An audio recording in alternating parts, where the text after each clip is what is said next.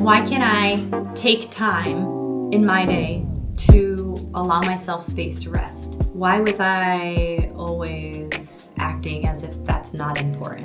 Why could I allow space for everybody else, every human around except me? My own health, meaning like pausing and taking a pee break, pausing and taking a water break, pausing and making myself a nutritious meal.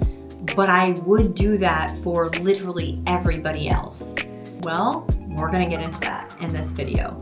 All right, my name is Carly Schroeder. I'm a functional nutrition coach, personal trainer, and a spiritual healer, and just really a absolute nerd for moving forward in life with intention. And one of the questions that I had asked myself, because literally I struggled with this as a mom since the day my first child was born, which I realized I did this my entire life, was I didn't allow space for my own rest, for my own healing, for my own anything really. I found it incredibly hard, challenging to do that. And the result of me not taking time for myself was extremely detrimental for every aspect in my life. When I think about what I wanted to achieve in my life, what was the goal? What was the end happiness by doing this? Well, I wanted health, which health was not happening when I was constantly going 24/7 and burning myself out. This actually caused a lot of health issues, actually, starting with the digestive tract, starting with hormone imbalances, starting with immune issues, because the immune system lives in the gut, and when we're highly stressed, it depletes our ability to fight off the viruses, and instead I would take them in, and then I would end up with sicknesses. And mentally, it was really not good for my health to be in a state of stress all the time, because I actually didn't know how to relax and enjoy. And so you think about how this actually taxes your body with your adrenal system, and oh my gosh, the whole gamut. This was not health. I'm a functional nutrition coach and trainer, and I am teaching about the nutrients, and I'm actually not even allowing myself the space and time to be calm enough to actually use or absorb the nutrients. So health was the main one. That wasn't helping. Wealth is the next one. When I think about it, like, oh, I know if I'm constantly doing and I'm constantly going, then I have to be wealthy, right? This is wrong. I had this false idea that if I was working more, I was working better. And this is so far from the truth. This is the biggest lie that we have been taught, that an 8-hour day is more productive than a 4-hour workday. That a 12-hour day, you're getting extra credit. Like, I really like extra credit. I'm a high achiever. I want to be the top of the top. But I realized that I was getting more frustrated. I was having a harder time solving problems. I was having a harder time with every aspect because I wasn't able to think deeply. I wasn't able to problem solve, and I wasn't able to actually form new connections and insights because my brain was constantly on. Albert Einstein says this: I think 99 times and find nothing. I stop, I think, I swim in silence, and then the truth just comes to me. What's interesting about that is, I'm a swimmer, and I actually had a lot of time in the water where I had free space. And in the free space, interesting enough, was a time where I would kind of just replay my day. I would practice French. I was learning French at the time. And it was a time where I had so much clarity in my life. I was exercising, I was moving, but there was so much clarity. There was just space to go within my own mind. But beyond that, this free space, this time that we're actually taking to clear out, actually activates your default mode network. And these are the connections in your brain that actually get better the more times we step into creativity, the more times we step into rest. So this is like letting your mind wander. So for going back to this, wealth, I was not creating more wealth by working more. I was actually stifling my wealth because I wasn't allowing space for me to problem solve or to think differently or to create new pathways in my brain to create something new that would be amazing. The next one was relationships. Relationships are really important to me. I love people. I love my husband. I love my children. I love humans. I love to help people. But when I am burnt out, I wasn't even able to show up for people the way I would want them to show up for me. I wasn't able to show up the same way. I would lose my temper. I would get upset. I started keeping track of things like, well, I did the dishes yesterday. You didn't do them today. I've taken the kids out for an adventure. I've had them 10 hours today. I was already so burnt out and tired without taking time for rest that I was keeping track of every single thing that I was doing and then using it against my partner, my husband, as a power play, which I was already depleted. I always think about this now. The times that I defensively attack him is usually like reflect back to me of like, what am I missing in this moment? And I was missing this time for myself, time to engage, time to rewind, time to rest. And then the last thing I want in life when I think about it is happiness. And when I'm working all the time and grinding so hard and in this stress bubble, I am not happy. So why am I defaulting to this place of stress, to this doing more, to going harder? What does it make sense? None of these things. It wasn't helping my health. It wasn't helping my wealth. It wasn't helping my relationships, and it was not helping contribute to my happiness. Well, there was definitely some programming, and there's programming that we can reflect back on as I look at like inner child wounding, or the way I take care of myself is a reflection of how I was taken care of as a child. And so if I didn't feel in these moments where I needed something that I was actually given it, or I was given permission to take care of myself, it can come to these moments of my inner child not getting her needs met. And so I allow this to be an opportunity for me to change the script. I allow this to be an opportunity for me to be empowered and also to change the way at how I look at self-care. Self-care is not a privilege. It is a priority. And the minute you replace these two P's from privilege to priority, you have already shifted the game. You're already winning. Once self-care became my priority, I already was winning. The time that I reflect back on, just like 2 years ago, my husband was like, but why are you mad at me? I told you to leave. I told you I got the kids. Just go out. Just go to the beach. Go take care of yourself. And I'm going, I can't. The dishes aren't done. The laundry's not done. And this falls into the next line of, you can't wait for your self-care, for your rest, to be something that you do after all of your hobbies, all of your to-do list gets done. Because this is the truth. Your to-do list will never be done. You will always be adding something to your to-do list. And a funny story about this, which I lived yesterday, was I started to go back into the old frame of thinking that I needed to just tidy up the house before I could leave, before I could go to the beach and go dance and do my self-care practice. And so I went into each of the rooms, starting with the office room, putting all the kids' toys away, then going into their bedroom, making their beds, putting everything away, then going into the living room, putting all the toys away, into the kitchen, outside into the covered space. And I turned around and everything was undone. The kids had a snack in the meantime. They decided to go through their closets and sort through all their clothes. So now all the clothes that I put away were now taken out, unfolded, and rearranged, and there were clothes all over the living room, in their bedroom. And I looked back through the house as I scanned, and I almost went into the panic attack. I almost went into, oh my gosh, I'm never going to have time to take care of myself. And I literally said, okay, it's time. And I got in the car and I drove away, and I went and danced. And I went to the ocean and I refueled myself. So this is when you need to replace the old thought of I will rest when my to-do list is done. Just cross that thought out because it won't ever be done. And when you go into doing anything with resentment and rage and feeling like your cup is empty, your results are going to be crap. Whatever you're doing, your results are going to be crap. It's not going to be good. So replace the two P's. Rest is now not a privilege. Rest is now a priority. Number one. Number two is allow yourself to think of yourself as your best friend. Because you are your own best friend. You have to be your own best friend. Honest to God, you need to be. If you're not, you will never get your needs met the way you actually want them met.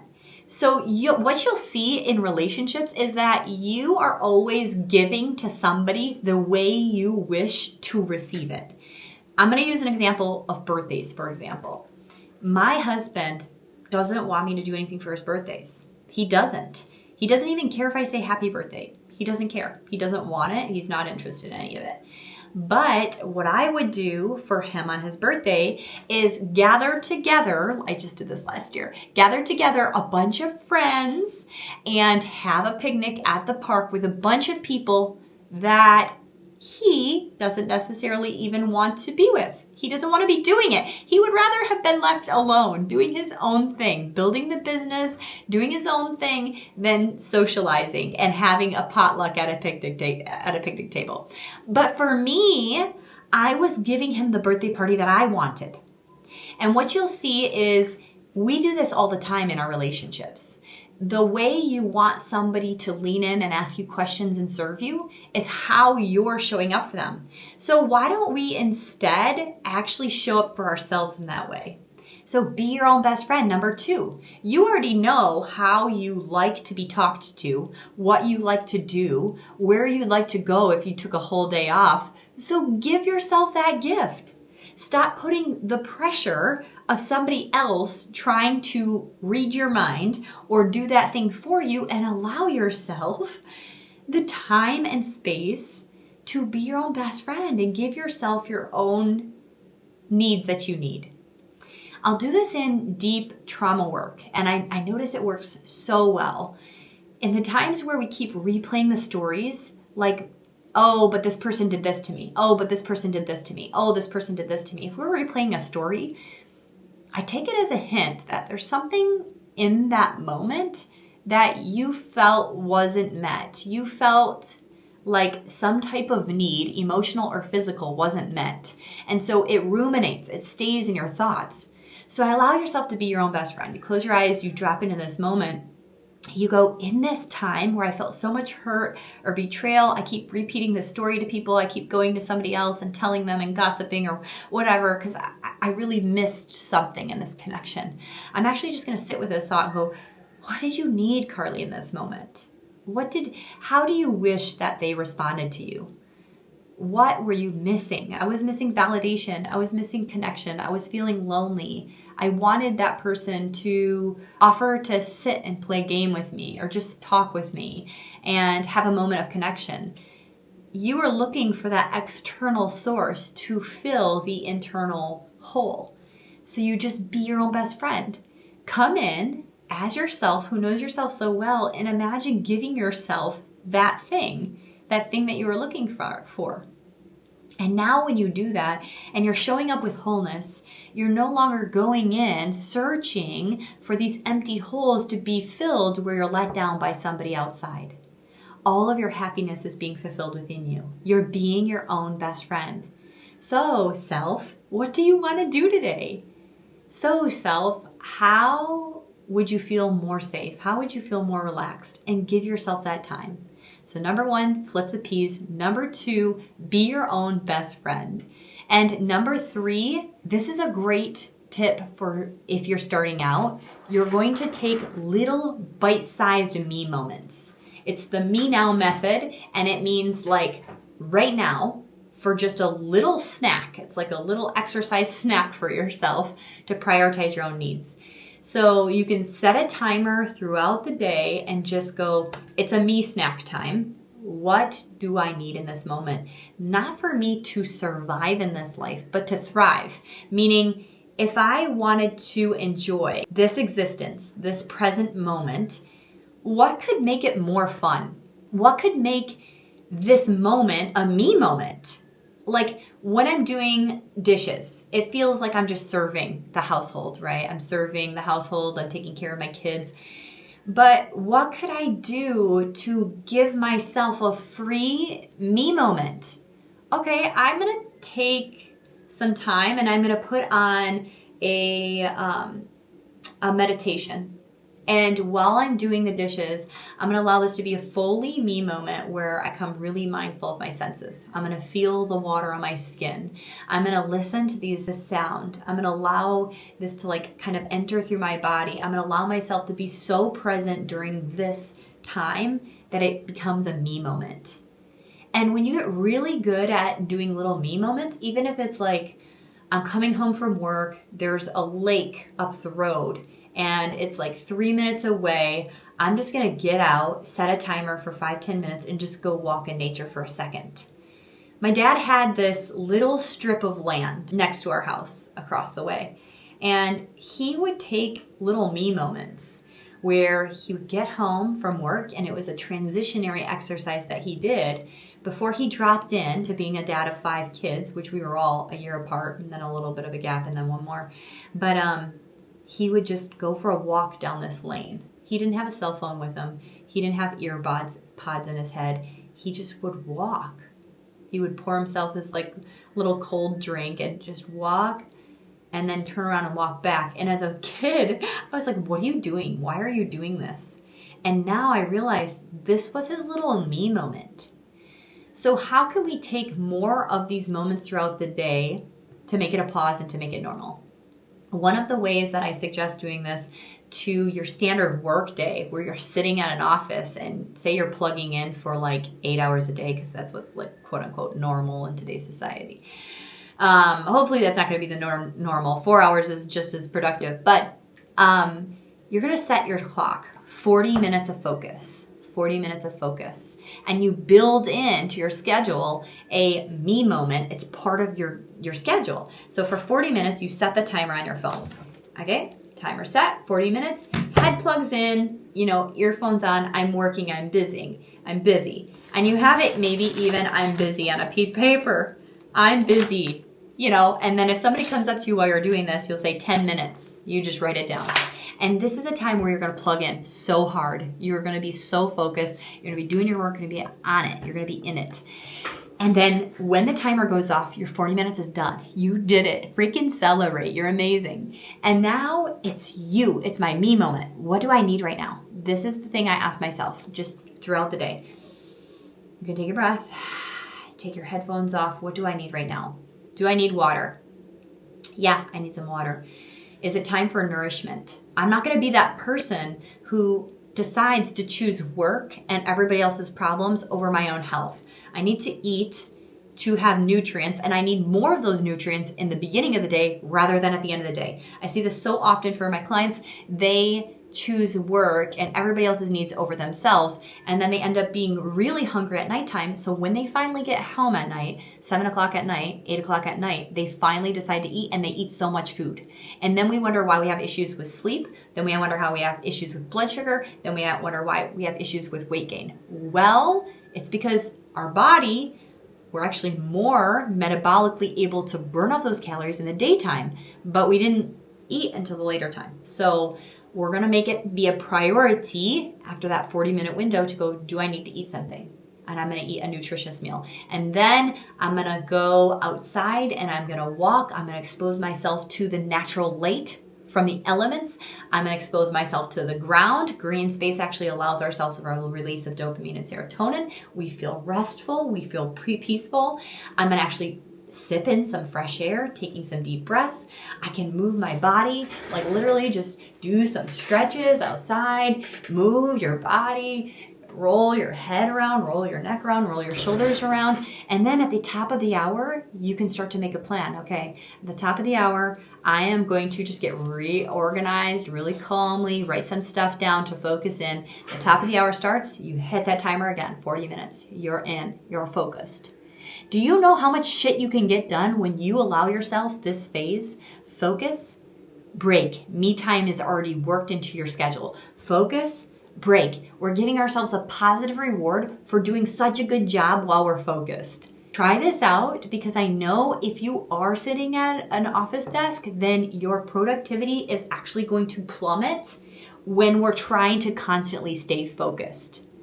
If we want to actually activate and use the DMN, then we need to actually get up and create more of the spaces of our break in the day, outside, walking, journaling, allowing ourselves to tap into this potential. So here, those are my 3 tips for you of how you're actually going to start to implement these different parts of rest into your everyday life. And I'm telling you, I ask you, I beg of you to try out one of them and see how you feel different. You could write it down. You can drop it in the comments below if you want to include people in on your journey, because I find that to be helpful for people these days, is to have that accountability. But to go, okay, my focus is to prioritize. That's my first one, instead of this is a privilege. I'm going to swap that idea in my head. I'm going to imagine swooshing out privilege and I'm going to pull in prioritize as rest. The second one is I'm going to be my own goddamn best friend, and I'm going to be really good at it because I know myself really well. And I'm going to honor myself and be grateful for the time that I take for myself. And the third one is to actually bring it into your regular day to be more productive. So actually building in the rest throughout your day of how can I do me bites? How can I do bite-sized me bites throughout the day? More time for rest, more chances for creativity. And listen, your creativity time can be with your children. It can be with your partner. It can be while your babies are painting. I actually found so many things that I like to do through my kids' activities. I was like, oh, I'm gonna set them up with a painting activity. And all of a sudden, I just lost track of time. I went into that flow state and I realized I absolutely love painting. I'm not good at it. That doesn't really matter to me. It's that I love doing it. I go out of my mind and I go into, I don't know, the abyss. And this free space allows me a chance to come back with more clarity, just like Albert Einstein said. So if you guys like this video, I'd love to hear from you in the comments. You can you can subscribe for more things like this, and I'll catch you in the next video. Aloha.